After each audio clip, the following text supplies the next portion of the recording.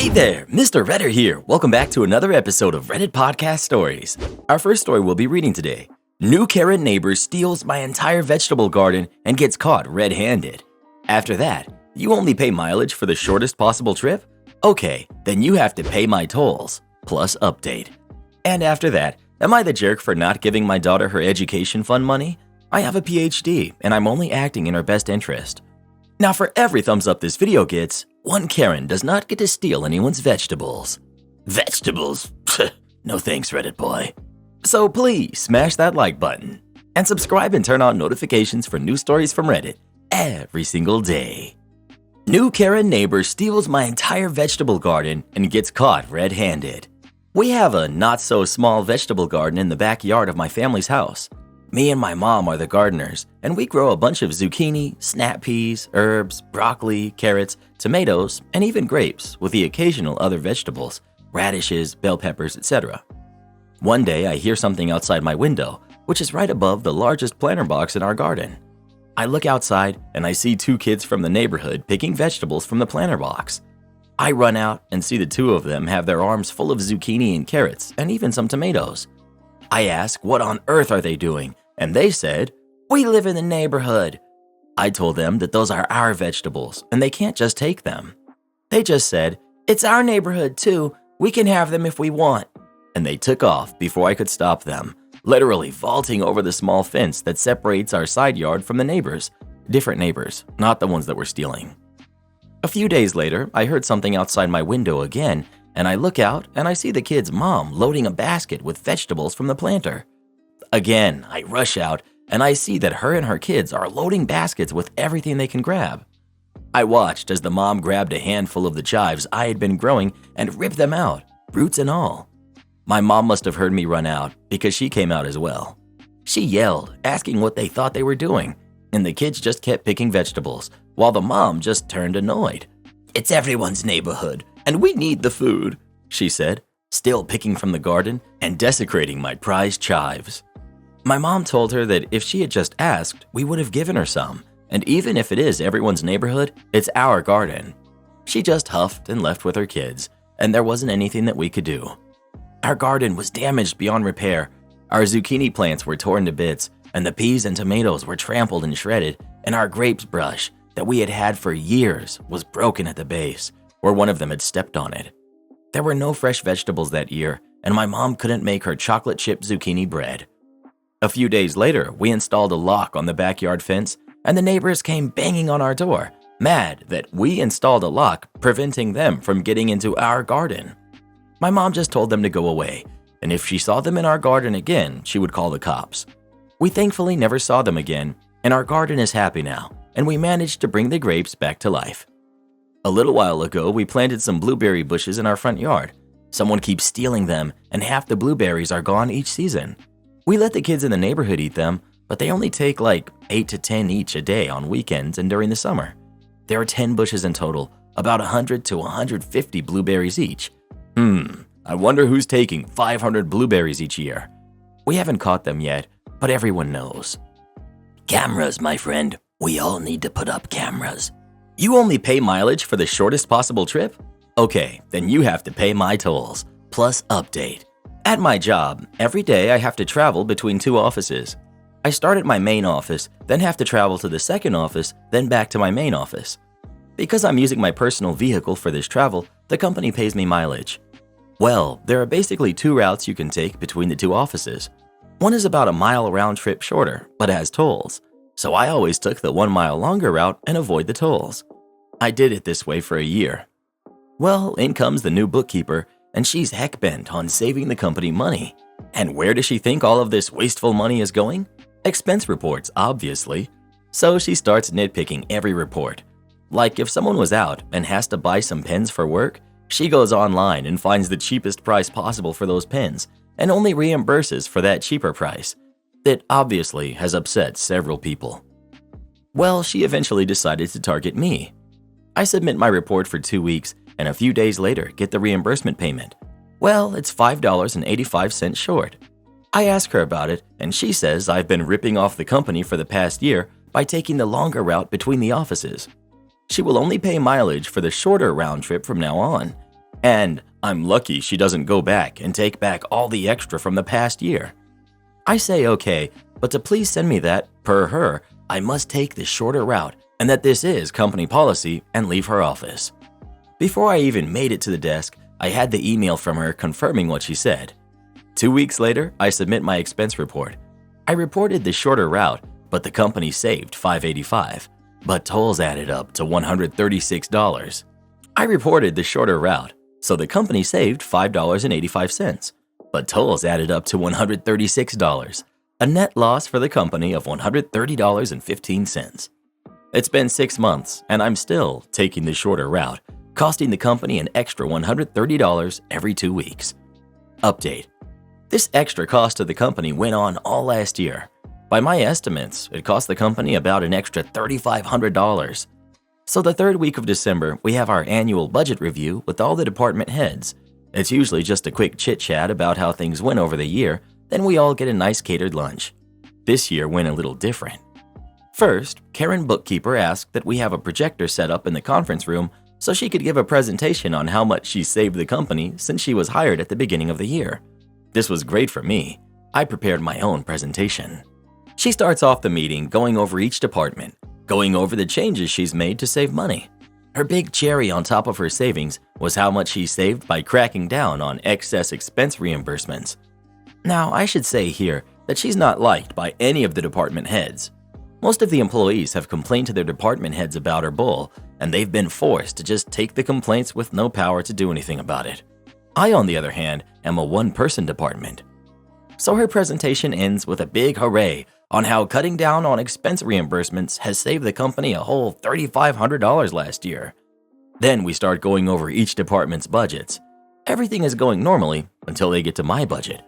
Wait, why is it so far over budget? My boss asks. And this is when my short PowerPoint gets played. I bring up the first slide. It's the slightly longer route I was taking between offices. I explained this was the route I was taking and what the mileage reimbursement was. The next slide was the new shorter route. I explained that Karen forced me to take this route because the mileage reimbursement was less, saving the company about $5.85 every 2 weeks, a little more after the mileage rate went up in July. Then I showed them the next slide of Karen's email. Included in that email is a part about this being final and there will be no further discussions on the matter.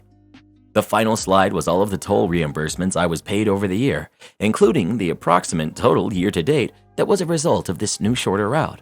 I explained that had I been able to discuss this matter with Karen, I could have explained that the shorter route had these extra tolls, and I said that's the reason I'm so over budget this year. The room was silent for what seemed like forever. Then the owners of the company asked everyone, except Karen, to step out of the room for a few minutes. When the door opened back up, Karen walked out silent, went to her desk, and started packing up her things. That was the end of Karen.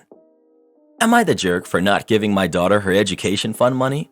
I have a PhD, and I'm only acting in her best interest. I, 54 male, have 2 kids, 23 daughter and 21 male, with my wife who's 52. When the kids were young, my parents set up education funds for both of them, which was very generous of them. My wife and I always expected our kids to attend college and then graduate school, as we have done. I have a PhD, my wife has a master's. Because of this, we decided not to use the funds for our kids' undergrad degrees and did not tell them about the money. My daughter has always been more into the liberal arts, while my son is more of a STEM guy. My wife and I worried about her ability to find a job, but she insisted on studying music and film in college. She was accepted to some top schools and chose to attend a rather expensive one, but she had scholarships to cover almost all of her tuition. Everything else, plus living expenses, was her responsibility. She lived in a very small apartment shared with friends in a not-so-nice area far from campus, but she was fine and learned how to budget effectively. After graduating, she luckily found a job that doesn't pay extremely well, but she enjoys, and scrapped the idea of grad school. My son decided to do engineering, and he has also expressed that he had no interest in grad school. My wife and I were disappointed, but accepted it since at this point, he's already all set up with a very good job when he completes school. Since he did not receive as many scholarships as his sister, we decided to use his education fund to cover his tuition and living expenses. He was able to get a large and nice apartment of his own close to the school, which is important since his classes are so demanding and he needs a comfortable space to work. My daughter was confused and asked how he could afford this, and he told her about the education fund. She called us and asked why she didn't have one, and we told her she did. We just didn't use it because we hoped she would attend grad school. She seemed hurt by this and asked if there was any way she could have the money now. We explained that there would be a fee to simply withdraw the money for non-education use, and if we chose to do that, it would belong to her grandparents so they could put it towards their own use.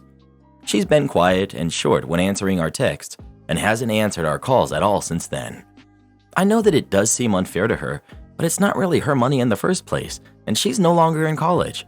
Plus, her brother only received it for educational purposes, and it wouldn't be right for her to just have it to spend now. Am I the jerk? Update. I understand the consensus is that my wife and I are the jerks. I texted my daughter to ask if she wanted us to withdraw the money for her and what she wanted to do. This was her response. I don't care. Maybe they can transfer it to the other grandkid who's 5 if the fee is seriously too much. I don't know about grad school. I haven't thought about it much recently. If I do apply, it wouldn't be for another couple years, and I hadn't been counting on having any financial help in the first place, so it really doesn't even matter. Thanks for asking, though. Update 2. My wife and I are discussing our daughter's response and our next actions to resolve the situation. For context, my wife has always had a strained relationship with my daughter and did not approve of many of her life choices. She believes we should take our daughter's words at face value and assume she no longer wants the money. From some of the responses here, I fear that my daughter's response was out of resentment, and I suggested taking out as much money as her brother was given so at least they received the same amount. She could use it responsibly towards rent, groceries, transportation, etc., or in some other way to further her career, so it would still be for educational purposes in a sense. My wife is standing firm in her opinion, and we will continue talking it through tomorrow. Many have asked about where my parents stand on this. At this point, they are not mentally aware enough to really participate in the discussion. They did know about our grad school stipulation and thought it was fine. They also knew that we took out some money for our son once we were certain he was not pursuing an advanced degree, and were fine with that as well. They said it was our decision as parents what to do with our daughter's fund, and they would support whatever we decided for her. It wouldn't be useful to ask them what to do with it now, but I've always said that whatever is unused will go back to their care. I've tried to call my daughter with no luck, which is why I sent the text. Despite what many have said here, I hope this does not end our relationship. You're the jerk. And I'm surprised between your PhD and master's degrees, you couldn't figure that out. Edit. Thank you everyone for all of the awards. I'm glad we can all come together as a community to call out OP's jerk behavior and mistreatment of his daughter. Massive you're the jerk. I feel for your daughter. It would be super hurtful to hear that your parents could have helped you but chose not to.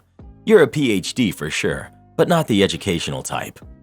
And the worst part was that the daughter was punished for getting scholarships and had to live in a crappy area with roommates, while the son had a nice apartment on his own in a good area.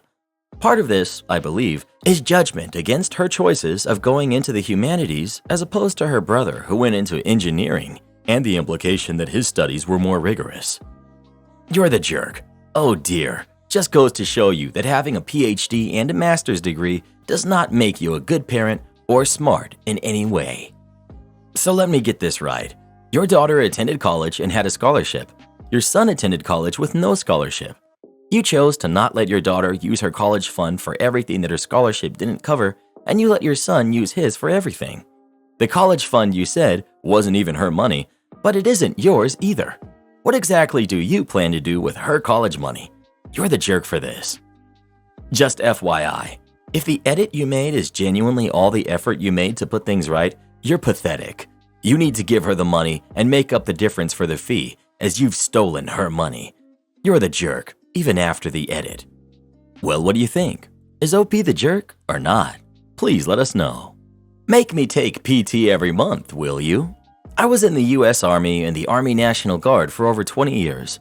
I did finally get my pension, but I was ready to throw all that time away because of the inability of a first lieutenant to count to 8. We had an annual PT test scheduled as part of a drill weekend. A drill weekend consisted of 4 unit training assemblies, or UTAs. Each UTA was equivalent to a day of active duty pay. The duty day started at 7 a.m., lunch at noon, final formation at 4:30 p.m., then released for the day unless an overnighter was on the training schedule. Promotions were contingent on passing the Army Physical Fitness Test, as well as a bunch of other random qualifications, such as military schools, professional development, military awards and decorations, rifle qualifications, civilian training, and/or schooling and college degrees.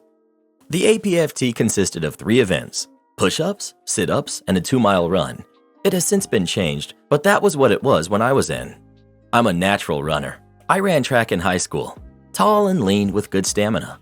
Not too fast, but I was steady. 6-minute miles all day long. Sit-ups were never a problem for me. Push-ups, however, not much for upper body strength. I've always struggled with push-ups. It's the only event of the APFT that I ever actively trained. I could max out the other 2 events, but push-ups, I was happy if I could make the minimum required to pass the test. I was up for promotion. I trained push-ups for months prior to the test. On the day of the test, one of the smokers in the unit wanted to run with me to pace off of me so that he could pass the PT test. I did the required number of push-ups to pass that event, and I was flying high, knowing the other 2 events were easy for me. We ran on a quarter-mile high school track, 8 laps for 2 miles, and as we passed our scorer, in this case, the idiot first lieutenant, we'd yell out our last name and he'd check off the completed lap. My buddy and I ran side by side for all 8 laps, and when we got to the last lap, the LT said I had another one to do. We explained that we ran together for all 8 laps, and if one of us passed, both of us passed, but he wasn't buying it. He made a mistake and couldn't admit it. He was adamant that I had to run another lap, and because I was running slower than I normally would have to let the smoker keep up, I couldn't complete another lap in the time required to pass the test. I was marked as a PT failure and wasn't eligible for promotion. Because I was an NCO, there wasn't that many slots that opened up in a year in my job classification. The opening went to another NCO further down the promotion list than me. I was upset. My civilian job was in manufacturing. We worked a 3-on, 3-off schedule. I worked nights. Weekends were our big money weeks. In order to attend a drill weekend, I'd have to miss work Friday night, Saturday, and Sunday night. I would lose about $600 for attending drill. Occasionally, we could be approved for missing drill as long as we made it up during that month, or we could just take no pay for drill and miss those days towards creditable retirement. At some point, leadership decided that all PT failures would take a PT test every month until they passed. Failure to show up for the PT test would be an automatic forfeiture of pay and retirement points. Eligibility for retirement was based on having a good year. A good year was 50 points. Each UTA was 1 point. Annual training was 15 points, leaving 35 points needed from drill weekends. In a year, I could miss 3 drill weekends, and as long as I made all the rest, I was eligible for a good year. I saved those excused drills for the weeks I was scheduled to work Friday, Saturday, and Sunday, so I wouldn't lose the $600 difference for my civilian job and drill pay. Now back to the mandatory PT tests every weekend. Leadership decided that we couldn't miss the scheduled training, so the PT test would be held before drill at 5:30 a.m. at an armory 30 miles further away from my unit's armory. To be at the PT test armory on time for the test meant that I had to get up at 3:30 a.m., get dressed, drive almost 2 hours, then do the test. Cue malicious compliance. If I was going to be inconvenienced by this idiocy, so is my scorer. I would show up for the test, sign in, do 1 push-up, 1 sit-up, 1 lap, and call it good. Drive to my unit and report that I failed the PT test and go to work and still get paid every month. My first sergeant pulled me aside one day and asked what was going on. He said he knew I could pass the test. I explained that I already passed the test, but that the lieutenant never passed kindergarten counting. If they wanted to hold the PT test during duty hours, I'd be more than happy to try to pass, but there was zero incentive for me to do so as long as I had to drive 2 hours to take the test at 5:30 a.m. Another drill weekend, it snows quite a bit, and it slows my drive down, so I get to the PT test a few minutes after it started. The LT in charge said it was too late and I couldn't start now. Okay, whatever. Drive to my unit to report in that I wasn't allowed to take the test. Then I'm informed that I'm getting an unsat for refusing to do the PT test and wouldn't be paid for that UTA. Okay, if I'm not being paid, I'm leaving and will be back in 4 hours. Nope, if you leave, you'll get another unsat. I realized then that means I don't have a good year. I'll only have 49 points. Forget it, I quit then. I had over 18 years in, re-enlisted for 6 more right before the failed PT test I passed and just walked away. No more stupid games and no more losing money. In years past, some National Guard units were known to carry soldiers on their rolls. The unit would report that the soldiers were present for duty when they were not, and unit administrators would rocket their pay or create company slush funds. Sometimes, those soldiers were almost ready to collect pensions and were kicked out, and the state saved those pension payments. Now, after 18 years, soldiers are locked in and units are unable to discharge them. You can quit, like I did, and ask for a discharge, and the National Guard Bureau will kick it back, denying it like they did with me. I still had 4 years on my current enlistment. They wouldn't and couldn't release me. Meanwhile, the State National Guard Bureau would get a report of soldiers not showing up for drill. My name kept appearing. Uncomfortable questions were asked why someone with all this time in, at my rank, would just walk away. My situation became an embarrassment for the state. How are they going to get my name off this report every month? Why did this happen? How did we fail a soldier with 1 year left until retirement eligibility? A friend of mine was a senior NCO, and in one of those meetings, he raised his hand and volunteered a way to get me off this list and not do anything illegal or fraudulent. I was transferred to his unit. I attended drill at this unit just a few miles from my house on my days off during the week and reported to him. All I needed was 50 points, and that would give me a good year, and I could retire with my 20 years in. I could also do military correspondence courses for retirement points, which wasn't available when I quit. When I attended enough UTAs and completed the courses, I got my 50 points. I received my eligibility for retirement letter and promised my friend he could have half of it. Unfortunately, my friend passed at age 55 a year or so after he finally retired after 30 plus years in uniform. At his funeral, another retired senior NCO spoke and reflected on my friend's ability to think outside the box and referenced my situation. Yes, I'm happily collecting my pension, but I'll never forget him and what he did for me.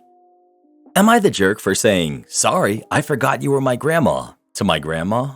This happened fairly recently, but I was told that I was a jerk, so I wanted a neutral opinion. Context: I, 16 female, have always been the only grandkids along with my 17-year-old sister. Because of this, our grandparents spent a lot of time with us. Recently, however, my uncle and aunt had 2 kids, toddlers at the moment. Now on to the story.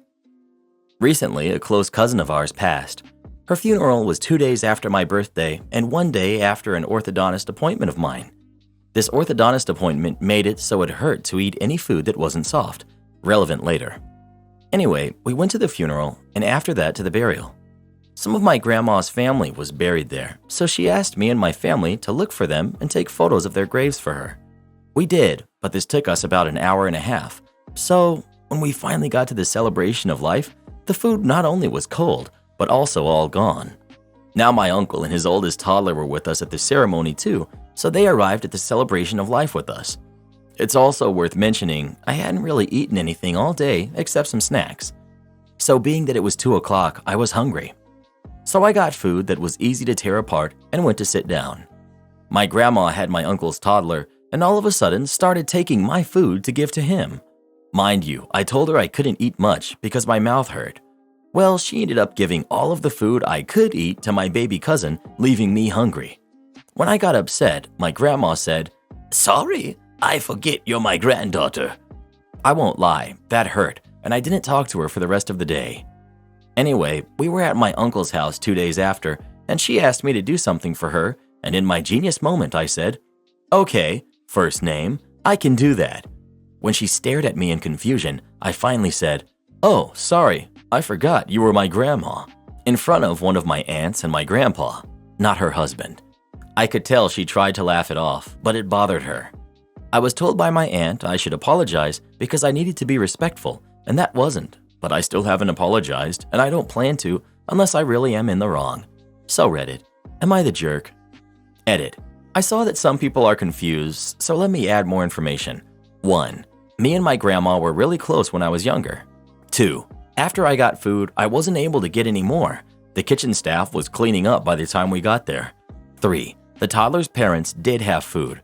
4. Neither me or my grandma said what we said in a dead serious voice. We both had a sort of laughy tone. 5. I'm not sure why she said it. As some of you said, it was random. Me personally, I felt like she went overboard with a joke, because to me, saying that isn't okay. 6. We both said this in front of people, It wasn't just me.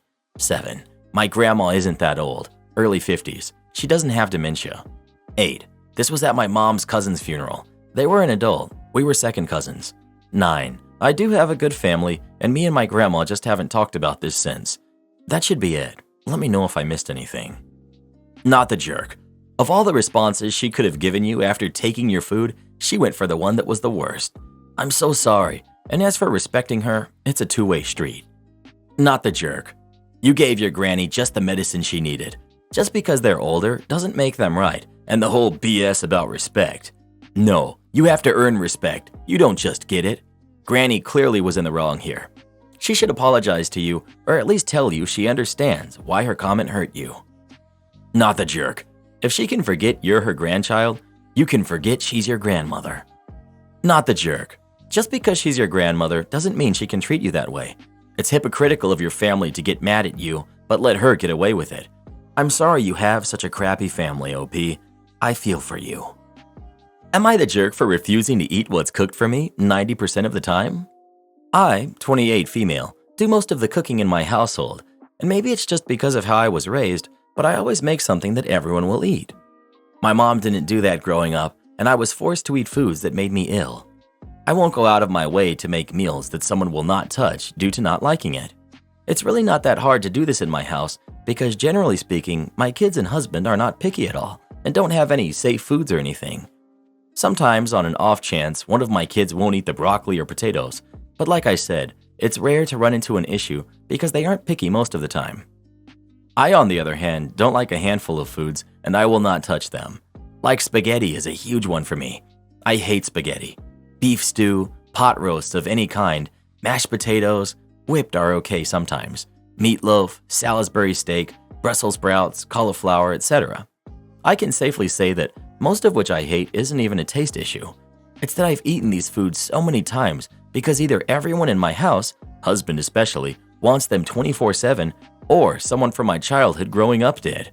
I just can't stand any of those foods anymore, and I will not eat it. I usually cook for my family and will make myself something small on the side if I make any of these meals. My husband knows what I like and I don't like. Whenever he cooks though, he always makes something I absolutely will not eat, like potatoes. He literally wants potatoes with every meal, to a point where my kids are starting to hate them, and meatloaf or spaghetti. Those are his two go-to meals whenever he cooks, and I won't eat it. Never have. He cooked yesterday while I was sick and made spaghetti, and when I woke up, he told me I needed to eat something. So I went out and grabbed something else, cheese and pepperoni, and he got upset that I didn't want to eat dinner. He said he hates cooking because I never eat it. I told him if it bothered him, then maybe he should stop cooking meals he knows I won't touch. He said I make it so that he doesn't want to cook at all. Am I the jerk? ETA. Most of the foods I listed either make me throw up or go right through me. We've been together since I was 15, so he knows this. He is also a chef day to day, but whenever he cooks at home, he sticks to meatloaf and potatoes or spaghetti. He never makes anything else, with the exception of beef stew, maybe once a year. ETA. I don't expect him to cook separately from me when he does cook. I have no problem cooking for myself. The issue is that he gets upset when I won't eat the food that he makes, and I always make myself something different. I've never expected him to cook separately from me, and I've never held it against him. So your chef husband says that you're at fault that he doesn't want to cook at home? You ever thought about the fact that he does this on purpose so that he doesn't have to cook? Not the jerk. Not the jerk. I don't understand the people who are saying anything else. He's making food you can't eat on purpose and then getting angry when you don't eat it. That's foolish and selfish on his part. Not the jerk, from my perspective. I also was subjected to the I made it, you eat it trope as a kid, and there are things I just don't want to eat. As an adult in charge of my own body, I see no reason to consume things that I don't enjoy when there are plenty of healthy things I do. You didn't expect him to make you something else. You simply didn't eat what he made and provided your own. My husband likes to make Guinness stew, which I won't touch, and he's not offended when I don't. Guests need to know you're human too. So I do lots of things in the restaurant I work at, and one of those is front of house work. It's a very nice part of my job. I love organizing tables. It's good brain exercise, and you can have a lot of fun small talk with people. However, I don't control reservations. That's being done by my bosses, who are awesome mostly. This means I come in and start my shift, and have to work with what I have, which usually isn't too bad. On this particular day, I come in a little early and a waitress greets me with, "Today's going to suck. Your front of house? My condolences." She's not one for overreaction, so I know to brace myself. I take the iPad we use for organizing reservations. First 3 hours look fine, but then mayhem will break loose. And we are overbooked. Our restaurant usually has around about 180 seats. We had reservations for roughly 250 people, including a group of 100 people who had flat out booked one complete room, which gives me less space to work with. Now, 70 people more than seats per evening isn't bad per se, like a four-top can be used 3 or 4 times for groups after each other. But that evening, I had roughly 20 seats too few, so I got to work. I got out extra seats from the back. I got out extra seats from outside. I got out extra seats from the attic. Me and a waiter carried down 2 extra tables from the attic, which was a pain, honestly. And I rearranged a ton of stuff, both in how tables were standing and in how they were reserved. In doing so, I noticed a note in one of the reservations, "Wants this table. Will get angry if not possible."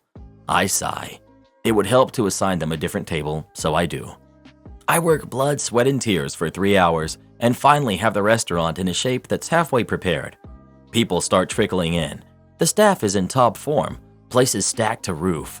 Now the reservation I switched around arrives. Older guy with his family. He tells me his name and that he specifically requested a table, which is something we explicitly don't do, by the way. You just can't promise people that. I tell him, sorry, very, very busy tonight. We had to rearrange you. However, the table is similar in size and in position. Would you please follow me? As promised, he starts winding up and gets angry. "How can this be? Is everyone incompetent these days?" You know the spiel. So I look at him in full earnest and ask him, "Do you want to make me cry?" He's clearly taken aback. I elaborate. "I've worked like a madman for the past 3 hours to get this place to a shape where we can use it today. I didn't overbook this, and if I could have given you your table, I would have, but I can't." And I really got through to him. His anger dissipated, he apologized for bursting out and politely asked me to speak to my bosses about the overbooking, which I did, and they were very understanding and helpful. They sit down and have a good night. That was one of the worst shifts of my life. I'm not easily stressed, but phew. However, I'll remember that interaction as a positive. Thanks for reading, and I hope you have a good day. Support our channel by joining as a member today, and we'll give you a shout out in our next video. Or come watch this video next. You won't believe what Karen does in that one.